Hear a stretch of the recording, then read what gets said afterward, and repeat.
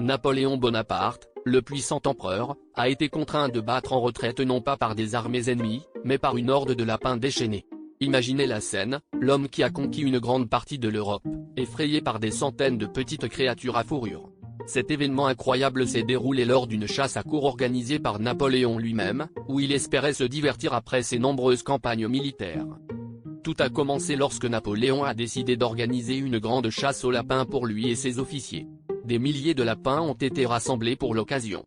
Cependant, les choses ont pris une tournure inattendue lorsque les lapins, au lieu de fuir, ont inversé les rôles et ont lancé une charge massive contre l'empereur et son entourage. Les lapins n'étaient pas des animaux sauvages habitués à la peur, mais plutôt des lapins d'élevage, habitués à être nourris par les humains. Face à cette attaque inattendue, les lapins ont submergé Napoléon et ses hommes, les forçant à battre en retraite dans un mélange de surprise et de rire. L'empereur a dû se réfugier dans sa calèche pour échapper à l'assaut des rongeurs déterminés. Ce qui devait être un moment de détente s'est transformé en une anecdote hilarante qui a circulé parmi ses officiers et a même trouvé sa place dans les annales de l'histoire. Cet épisode montre que même les figures historiques les plus puissantes peuvent être confrontées à des situations des plus absurdes. Les lapins ont prouvé ce jour-là qu'il ne fallait pas sous-estimer la force du nombre, même quand on est l'un des hommes les plus redoutés de son époque.